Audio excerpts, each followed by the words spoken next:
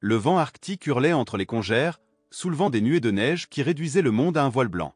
Ethan Walker avançait lentement, ses raquettes grinçant à chaque pas sur la glace craquante. La température avait chuté brutalement depuis l'aube, et la morsure du froid traversait ses couches de vêtements jusqu'à son corps fatigué. Sa respiration formait des nuages brefs qui disparaissaient aussitôt dans la tempête. Depuis des années qu'il patrouillait dans le Grand Nord, il connaissait ce silence dur et épais, seulement interrompu par le gémissement du vent. Pourtant, ce matin-là, un cri déchirant brisa la monotonie. Il s'arrêta net, le cœur battant. Le son, à peine audible dans le blizzard, ressemblait à un appel désespéré. Ethan plissa les yeux, cherchant à distinguer la source de ce signal dans la blancheur tourbillonnante.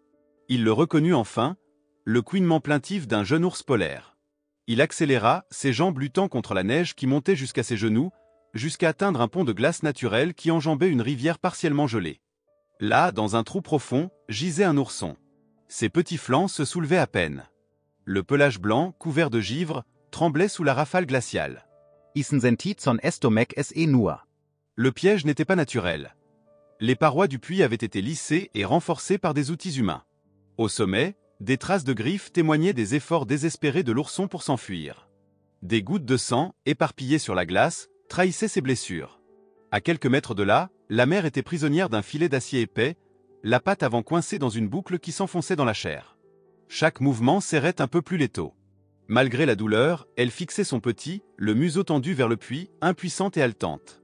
La scène figea Ethan, une trappe pensée par des braconniers, méthodiques, implacables.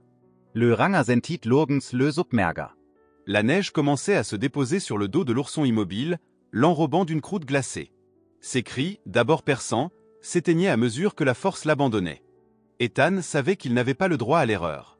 Il se mit à genoux, ouvrit son sac et sortit corde, mousqueton et poulie compacte. Ses gants chauffants n'empêchaient pas le froid de raidir ses doigts.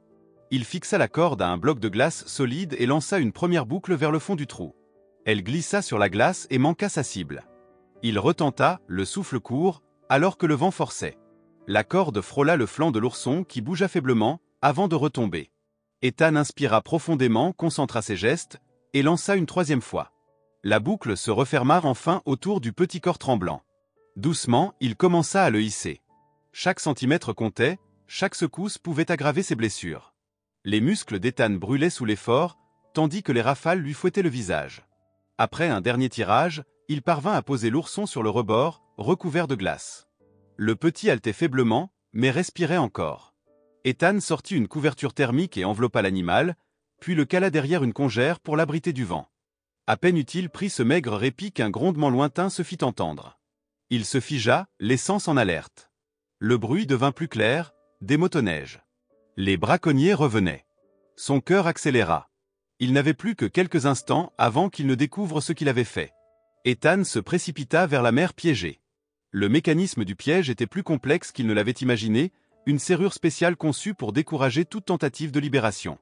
Ses mains engourdies sortirent le multi-outil. La femelle, pourtant, ne se débattait pas. Elle le fixait avec une intensité sauvage, son souffle formant de larges nuages blancs. Le sang gelait autour de sa plaie, et chaque seconde comptait. Les moteurs se rapprochaient, accompagnés de rires étouffés par le vent. Ethan bloqua son souffle et se concentra sur le premier verrou. Il entendit enfin un déclic discret, un mécanisme de moins. Il passa au second, mais ses mains tremblaient de froid et de stress. Les voix humaines étaient maintenant distinctes. Un voile de neige soulevé par le vent masqua soudain le paysage. Ethan profita de l'instant pour manœuvrer le dernier verrou. La serrure grinça, résista, puis céda dans un claquement métallique. La chaîne tomba dans la neige. L'ours se redressa, colossal, couverte de poudreuse, ses yeux noirs braqués vers la forêt blanche. Son souffle rauque vibra dans l'air glacé. À cet instant précis, 3 silhouettes surgirent de la brume neigeuse. Les braconniers stoppèrent net, surpris de voir le piège vide. L'un d'eux jura en repérant les empreintes fraîches. Le chef, grand, barbe grise givrée, serra sa carabine et balaya du regard les alentours. Un autre s'avança vers l'ours, sans remarquer Ethan accroupi derrière son abri improvisé. Le ranger sentait son cœur cogner dans sa poitrine. Le vent redoubla, couvrant pour un instant tous les bruits. La mère ours se dressa de toute sa hauteur, imposante et silencieuse. Les hommes hésitèrent. Ce moment fragile allait décider de tout. Le vent rugissait, soulevant des volutes de neige entre Ethan et les braconniers. La scène semblait suspendue dans un instant irréel. L'ours, haut et immobile, dominait le paysage gelé. Ses yeux noirs fixaient les intrus, et sa respiration formait des nuages de vapeur qui se mêlaient au blizzard. Les 3 hommes se figèrent.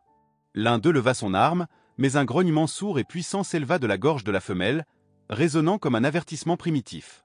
Ethan profita de cette brève hésitation pour glisser derrière un rocher couvert de neige. Son cœur battait à tout rompre, chaque pulsation cognant dans ses tempes.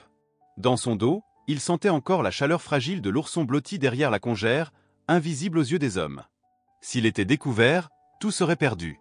Les braconniers échangèrent quelques mots inaudibles dans le vent. Le chef, un colosse à la barbe grise givrée, fit signe aux 2 autres de se disperser. L'un s'approcha du piège désormais vide, constatant l'absence de leur proie. Ses jurons se perdirent dans le vent. Le 3e, plus nerveux, scrutait les congères et les rochers avec des yeux inquiets. Leur confiance initiale s'étiolait face à la présence imposante de l'ours libre. Ethan se plaqua contre son abri naturel. Ses doigts engourdis cherchaient son couteau, par réflexe plus que par espoir. L'air glacial lui brûlait la gorge à chaque respiration. Les rires des braconniers avaient disparu. Il ne restait plus que le grondement du vent et le souffle de la bête. Une bourrasque plus violente que les autres balaya la neige au sol, créant un écran naturel.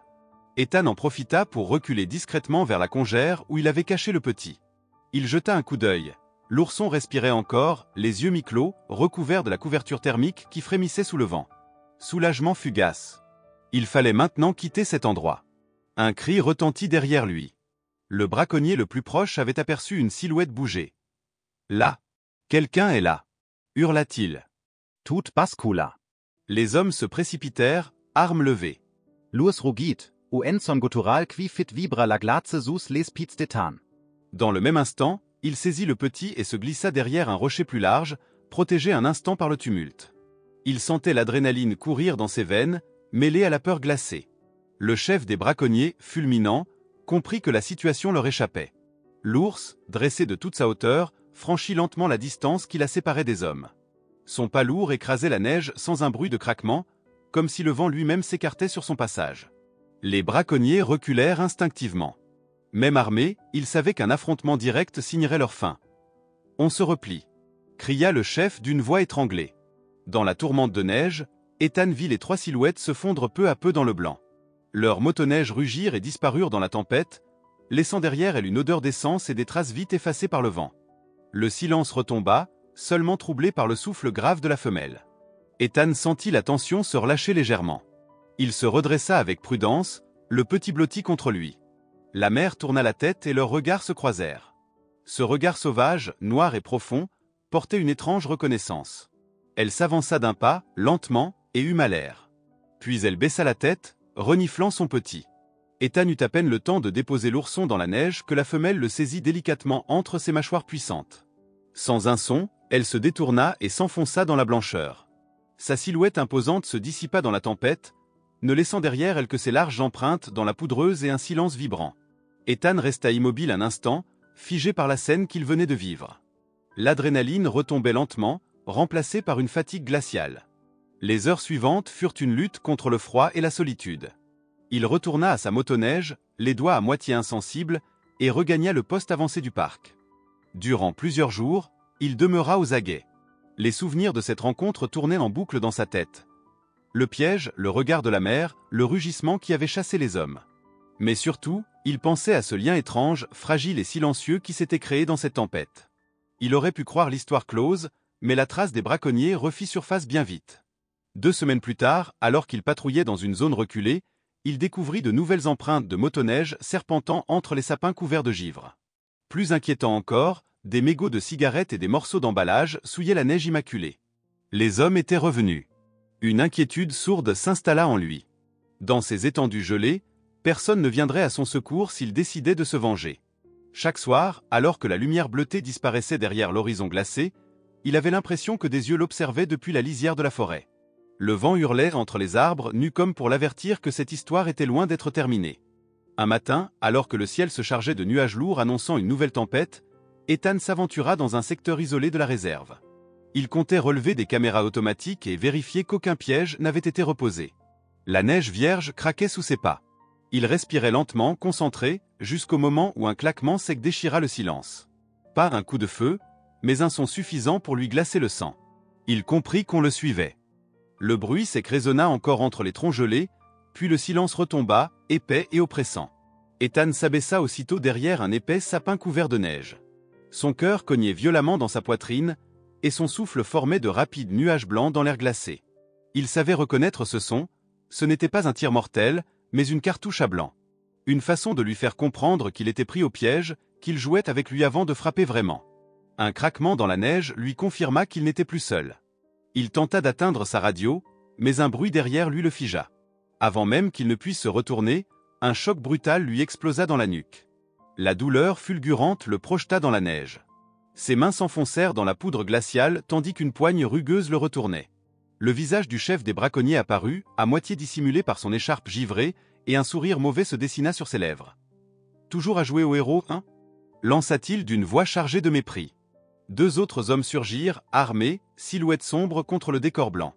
En quelques secondes, des cordes serrées lui lacérèrent les poignets. Il sentit la brûlure du chanvre gelé contre sa peau déjà engourdie. Ses équipements furent arrachés, dispersés dans la neige, couteaux, boussoles, trousses de secours. Même son téléphone disparut sous un nuage de poudre. La radio, seule chance d'appeler du secours, s'éloigna d'un coup de botte. Debout. Ils le forcèrent à marcher, poussant son corps engourdi à travers la neige profonde. Le vent s'était levé, hurlant entre les arbres comme un avertissement. Le froid mordait chaque parcelle de peau exposée. Ethan avançait, le souffle court, chaque pas plus lourd que le précédent. Au bout d'une heure, la forêt se fit plus dense et plus sombre.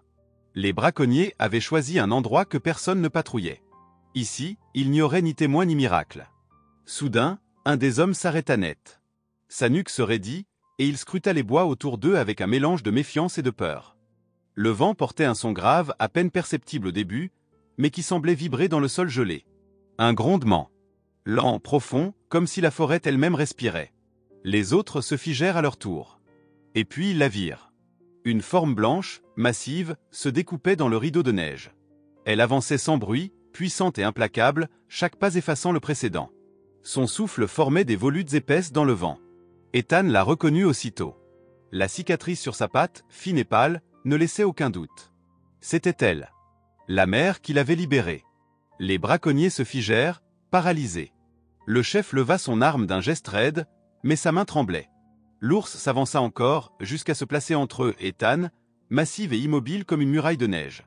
Son regard sombre transperçait les hommes. Elle ne rugissait pas. Elle n'avait pas besoin de le faire. Son corps seul incarnait la menace et la certitude de leur défaite. Le vent redoubla, emportant un panache de poudreuse. L'un des hommes recula d'un pas, puis d'un autre. La tension monta encore d'un cran, jusqu'au moment où un geste de panique brisa l'équilibre. Le plus jeune porta la main à son fusil, pris d'une peur irrépressible. Alors, le rugissement éclata. Un cri primal, sauvage, qui fit vibrer la forêt entière. Les braconniers sursautèrent, tétanisés par ce grondement qui semblait venir de la terre et du ciel à la fois. « On se tire !» hurla le chef, la voix soudain étranglée par la peur. Ils s'éparpillèrent dans la tempête, trébuchant dans la neige, abandonnant armes et sacs. La panique les avait brisés. Leurs silhouettes disparurent dans le rideau blanc, avalées par le blizzard, jusqu'à ce qu'il ne reste que le silence et le vent. L'ours demeura, dressé devant Ethan. Elle s'approcha lentement de lui, si près qu'il sentit son souffle chaud sur ses poignets liés. Son museau renifla les cordes et sans prévenir, ses mâchoires puissantes se refermèrent sur le chanvre. Avec une précision presque irréelle, elle mâcha lentement, sectionnant fibre après fibre, jusqu'au dernier claquement sec qui libéra ses mains. Ethan resta immobile, stupéfait, les doigts engourdis mais libres. La femelle recula d'un pas, le fixant avec une intensité étrange. Dans ce silence neigeux, il sentit le lien invisible qui les unissait, né du jour où il avait sauvé son petit. Une reconnaissance mutuelle, primitive et pure. Il se redressa lentement, la remerciant d'une voix basse qui se perdit dans le vent. L'ours inclina légèrement la tête, comme si elle comprenait. Puis elle fit demi-tour et s'éloigna sans un bruit, disparaissant dans le blanc infini, laissant derrière elle ses empreintes larges et profondes comme une signature dans la neige. Ethan resta seul au milieu de la forêt, les poignets brûlants, le cœur battant. La tempête recouvrait déjà les traces de cette rencontre hors du commun. Il savait que ce jour resterait gravé en lui. Ici, dans l'un des endroits les plus hostiles de la planète, un homme et un prédateur avaient échangé un acte de confiance et de protection réciproque. Et dans le silence qui suivit, il comprit que parfois, la nature rendait la bonté d'une manière que nul ne pourrait oublier.